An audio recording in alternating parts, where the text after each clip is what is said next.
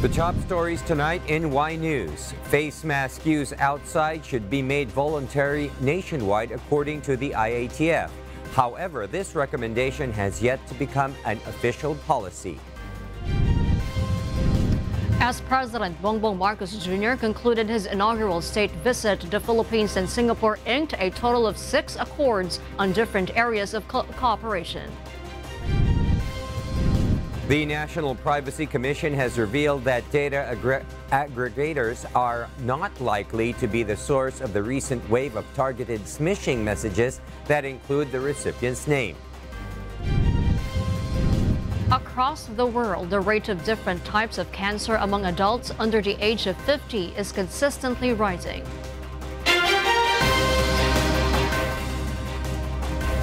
Good evening, Philippines and the world. Today is Wednesday, September 7, 2022. Join us in the next hour as we deliver today's top stories around the Philippines and in other parts of the world. I am William Theo.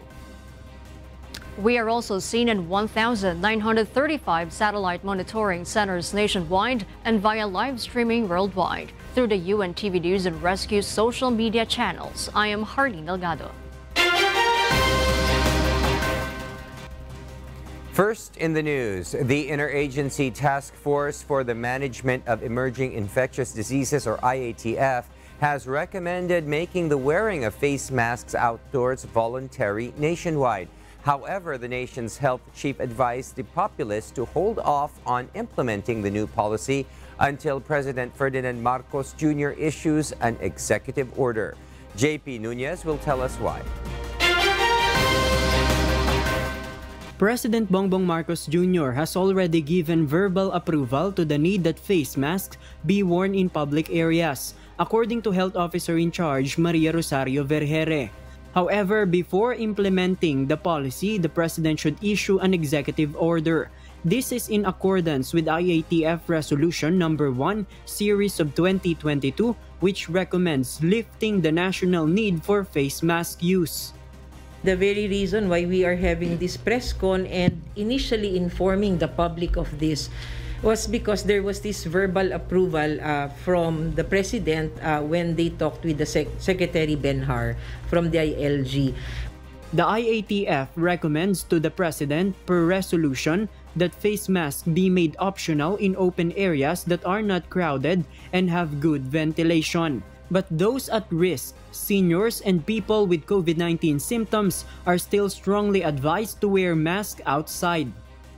So yun pong sa indoor policy natin for mask wearing na pagkasunduan po ng Interagency Task Force na umpisahan na ho ang pag-aaral ng ating mga eksperto ukol po dito sa pagsasagawa nitong paglilift ng mask sa indoor areas. Tayo po ngayon ay kumakalap na ng iba't ibang ebidensya. Gumagawa na rin po tayo ng concept paper kung saan yung study kung paano natin gagawin yung pagpapilot. Despite this development, Vergere reminded the public that the use of face masks is still recommended. The DOH official said that they are now studying if the mask wearing in indoor settings can also be made voluntary. JP Nunez, UNTV, News and Rescue. We serve the people, we give glory to God.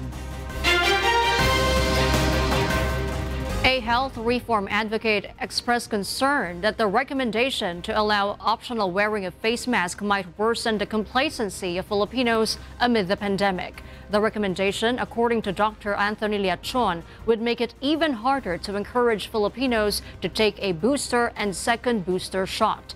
Based on the data of the Department of Health, out of the 72.6 million vaccinated with primary doses of COVID-19, only 18 million are boosted.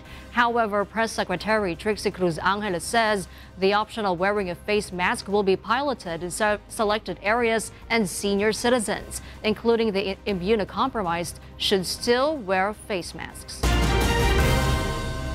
Meanwhile, the Department of Health, or DOH, said that President Ferdinand Marcos Jr. recommended extending the COVID-19 related state of calamity in the Philippines till the end of the year. The state of calamity, which expires on September 12, enables local governments to carry out the program for coronavirus vaccine use quick response funds to contain COVID-19 and regulate the cost of essentials. According to DOH Officer in Charge Maria Rosario Vergere, Marcos is thinking of amending the COVID-19 Vaccination Act of 2021 as a cover when the state of disaster expires. However, this may not be possible given the time limit.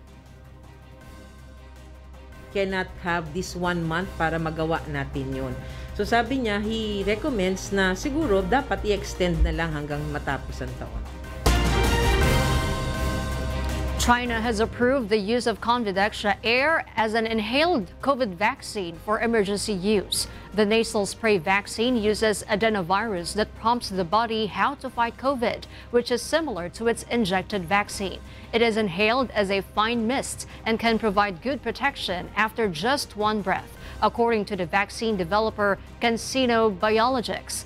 This may also provide additional immunity in the lining of the nose and upper airways where coronavirus typically enters. Meanwhile, according to medical professionals, the new inhalable COVID-19 vaccine has the potential to greatly benefit Filipinos. However, the head of the Philippine Vaccine Expert Panel, Dr. Nina Gloriani, pointed out that the manufacturer of the vaccine has not yet submitted a request for an emergency use authorization with the Philippine Food and Drug Administration.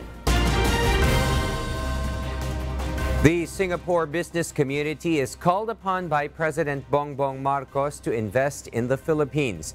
Meanwhile, 6 agreements on data protection, migrant workers, water, and other topics are signed between the Philippines and Singapore. Our correspondent Annie Mancilia will give us the details live from Singapore. Yes, Annie, good evening. Go ahead. Good evening, William. President Bongbong Marcos graced the very first international economic briefing of his administration in Singapore. During the event, he encouraged the international business community of Singapore to invest more in the Philippines. He also reiterated his administration's commitment to improve the economic status of the Philippines to upper middle income in 6 years' time through his 8-point socio-economic agenda. 1, 2, 3, 4. Today, we shine a spotlight on Asia's fastest rising star, the Philippines. The Philippines welcomes the next 6 years with optimism, grounded on a favorable investment policy environment, sound macroeconomic fundamentals, and a strong and decisive economic team. We invite strategic investors from the international community to take part in the Philippines' economic resurgence.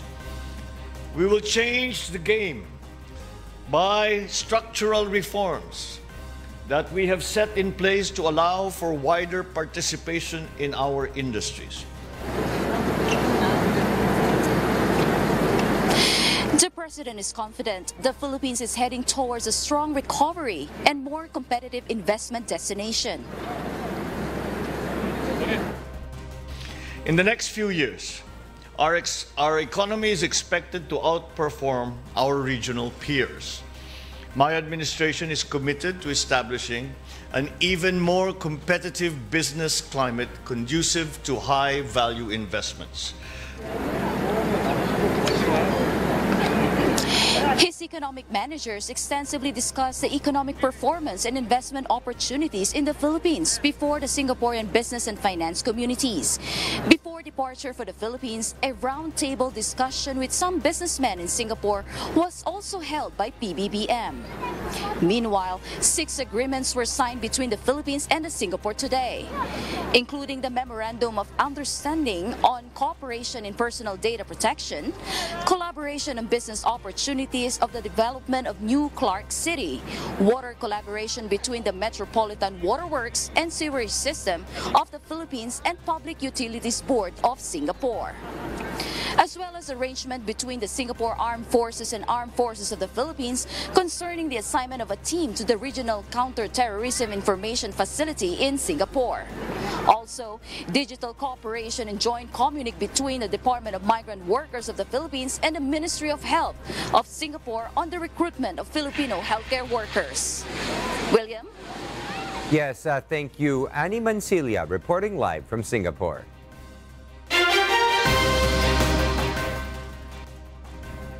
And for the news abroad, in light of the tense situation with China, diplomats from France and the United States are scheduled to visit Taiwan this week to meet with President William Lai. Beverly Saison will tell us why. Taiwan is looking to build stronger partnership with like-minded nations as they continue to face tension with China. China claims Taiwan as its domestic territory despite it being an independent state. China held war drills near Taiwan last month despite uproar from the global community. According to Taiwan's Ministry of Foreign Affairs, 5 French lawmakers will arrive in Taiwan this week, the first group of high-level European representatives to visit the nation in recent years. The American delegation will also arrive this week. They are made up of Democrat and Republican representatives from various states across the U.S. Taiwan is expecting further visits from Canadian, British, and German diplomats later this year. Beverly Saison, UNTV, News and Rescue. We serve the people. We give glory to God.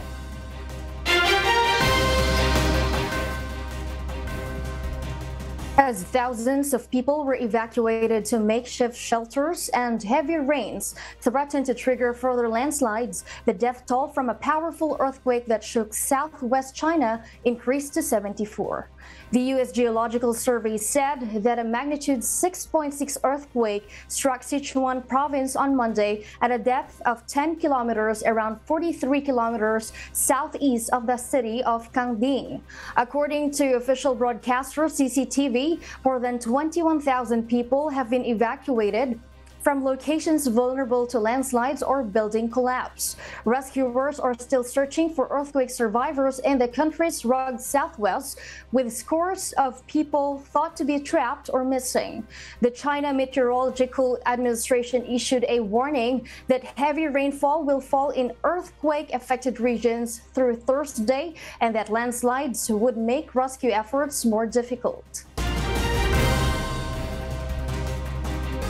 Record monsoon rains flood a third of Pakistan as authorities there struggle to prevent the country's largest lake from bursting its banks. The Yuji Sasaki will give us the details live.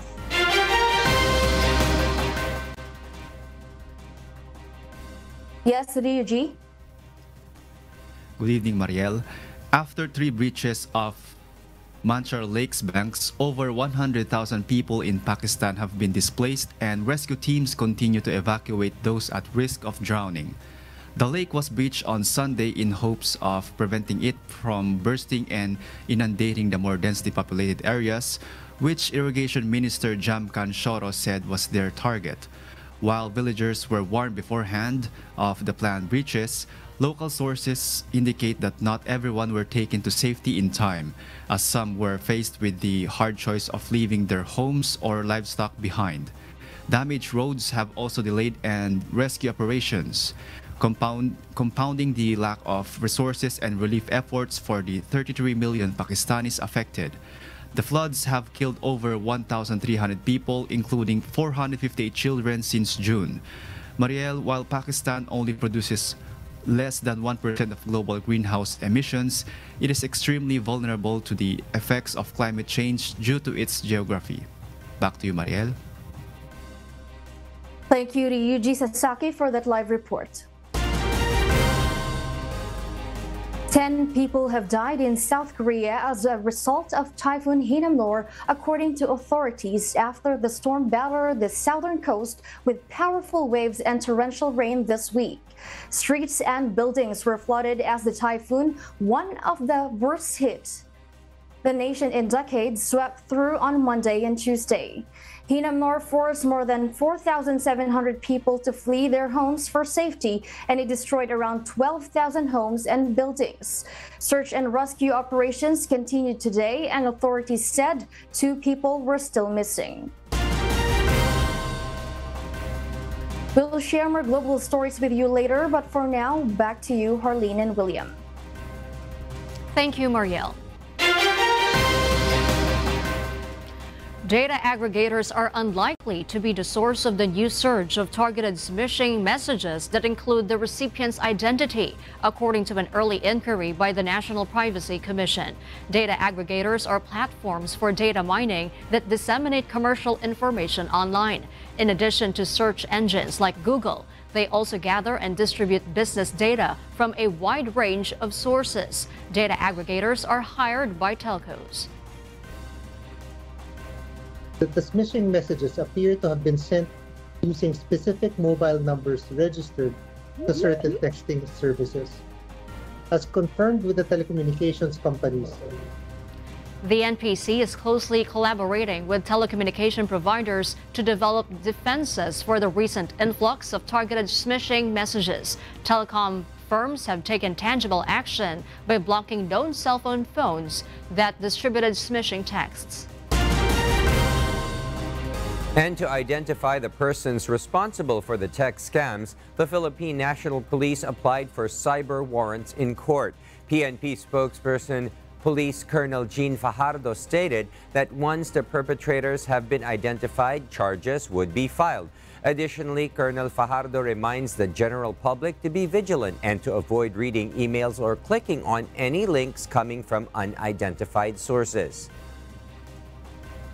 Huwag po kayong basta magbigay ng impormasyon. Huwag basta po kayo mag-click ng mga link na hindi nyo po kilala at hindi po kayo pamilyar dahil maaaring yan po ay magamit para makuha po yung inyong mga pangunahing information, yung inyong mga bank account. So mag-ingat po tayo.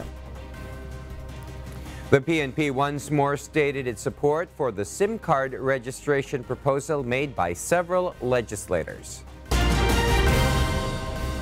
The Public Attorney's Office has been ordered by the Department of Justice to inspect jail facilities across the nation and speak with individuals deprived of liberty.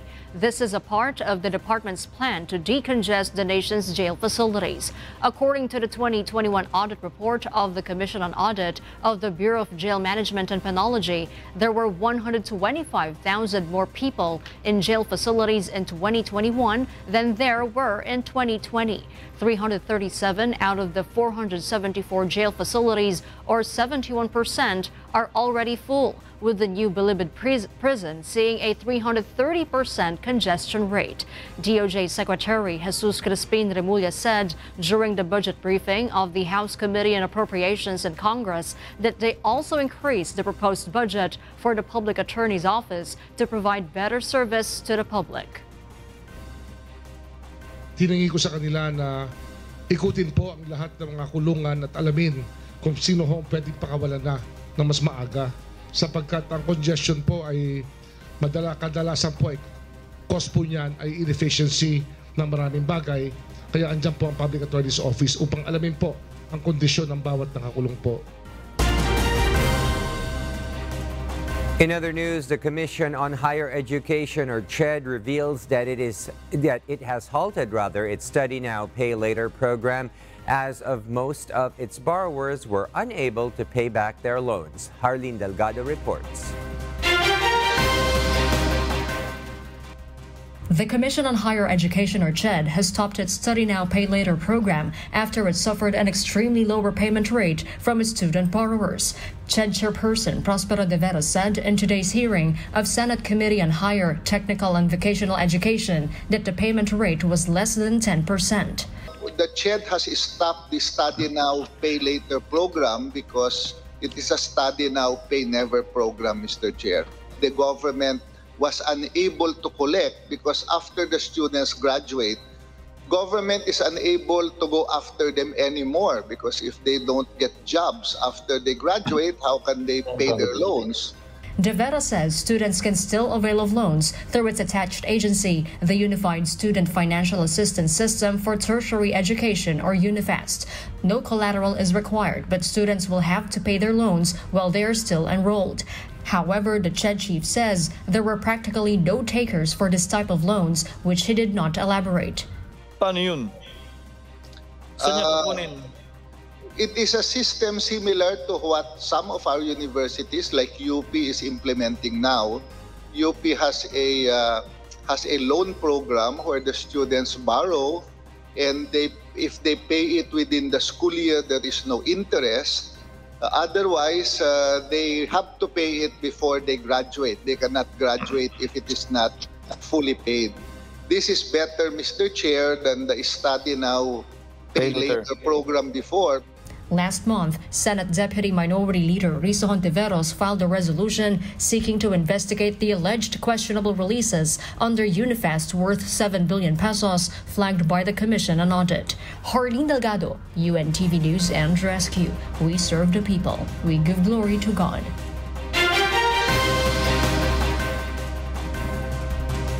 Liz Truss, the new Prime Minister of Great Britain, spoke with President Volodymyr Zelensky in her first phone call with a foreign leader and accepted an invitation to visit Ukraine. Jadis Longbowen will tell us why live.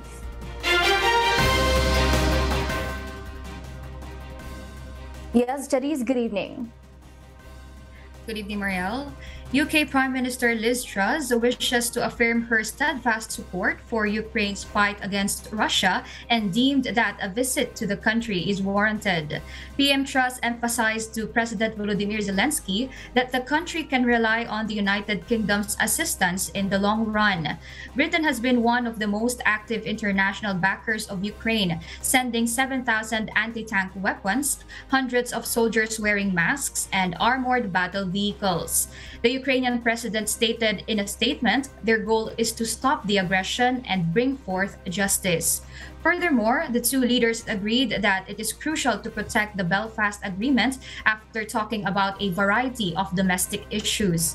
It will be recalled in July when Prime Minister Liz Truss, then the Foreign Secretary of the United Kingdom, announces a ban on Kremlin-imposed officials in Luhansk and Donetsk. Back to you, Marielle. Thank you, Charis Longbowen, for that live report. Russia is resorting to pariah states for weaponry and military aid to counter sanctions and restrictions imposed on its ability to obtain export supplies. According to a newly classified American intelligence, Russia is in the process of purchasing millions of artillery shells and rockets from North Korea, with the possibility of future weaponry sale dealings.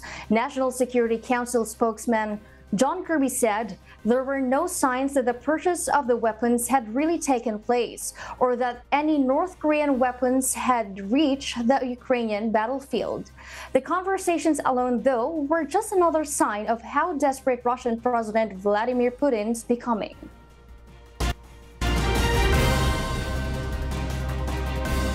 Across the world, experts have identified that the rates of various types of cancer among adults under the age of 50 are consistently increasing. Paul Gatchalian will tell us why live.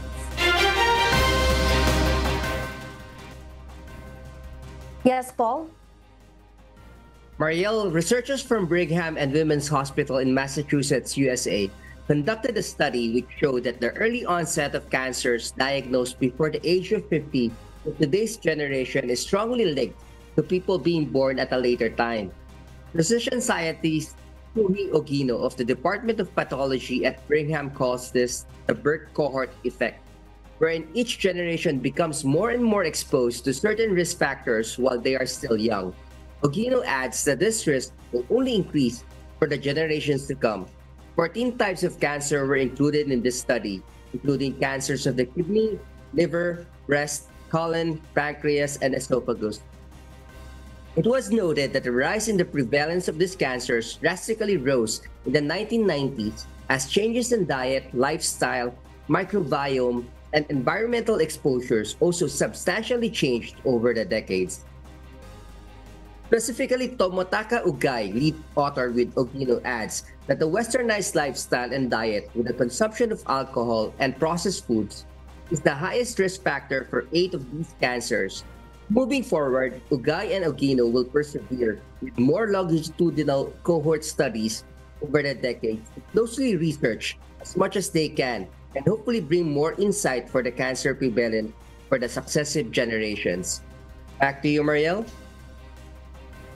Paul, how can individuals below 50 know whether they are at risk or not of getting diagnosed with cancer? Marielle, the difference in this time compared to 10 years ago is that there are plenty of accessible cancer screening tests that can identify or rule out early signs of cancer. And a simple but also crucial step to take is to begin with healthier changes to our lifestyle and diets. Back to you, Mariel.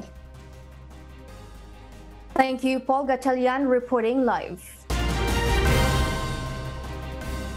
And those are the reasons behind the news in other parts of the globe. I am Mariel Latoza, reporting live from Perth, Australia. Good evening.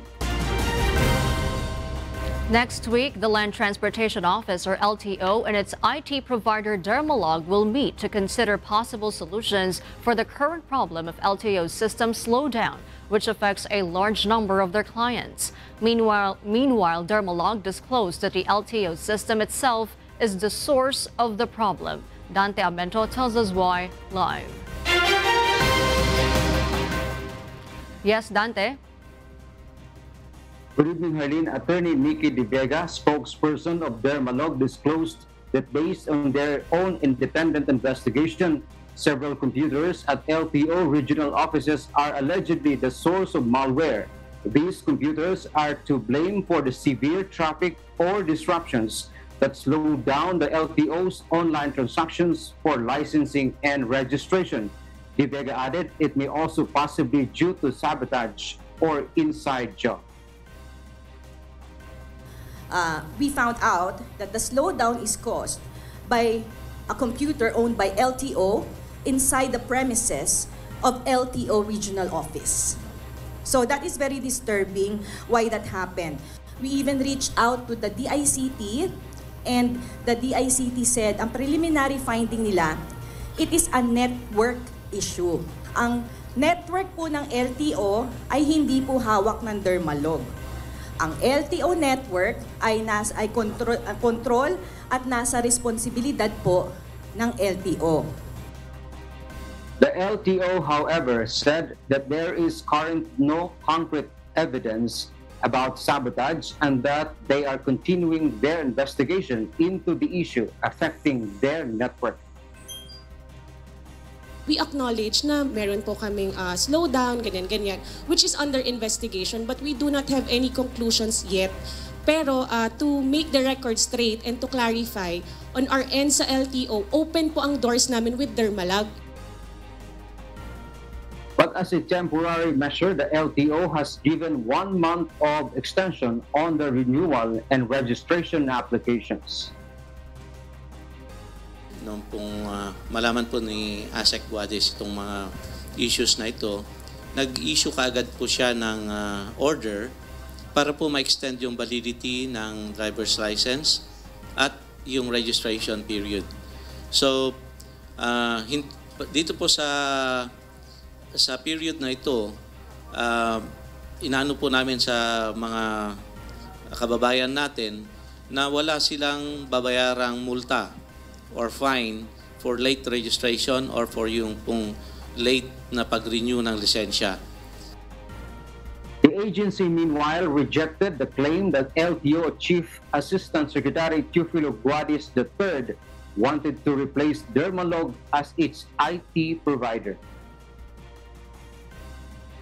I think from his very own statements, in his first week when he sat in office, he wanted to kick out Dermalog and replace it with the old provider.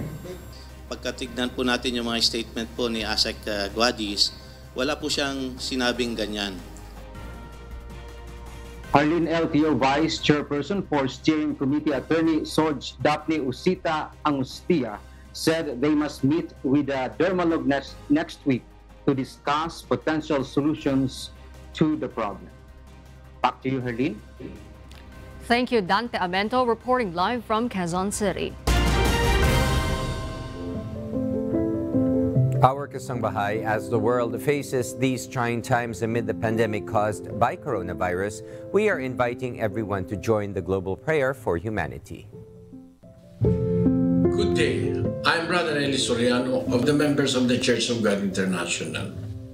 I want to invite you to join us in a minute of prayer every day to pray for humanity and the whole world as we go through these perilous times.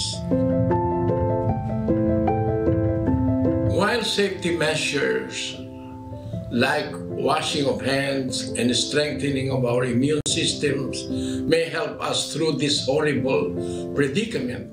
There is still no precaution or cure more powerful than God's mighty intervention. And we need His intervention now more than ever.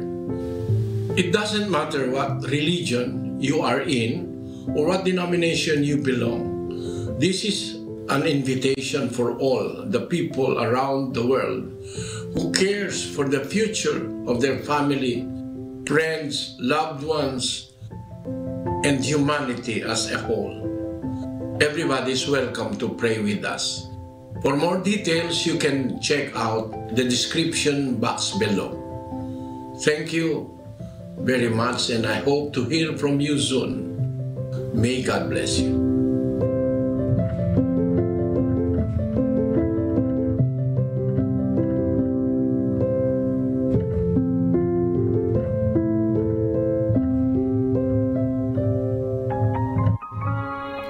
Before we close, we will leave you with a word, giving glory to God. From the book of Ephesians, chapter 6, verse 6. It says, "Not with eye service, as men pleasers, but as the servants of Christ, doing the will of God from the heart."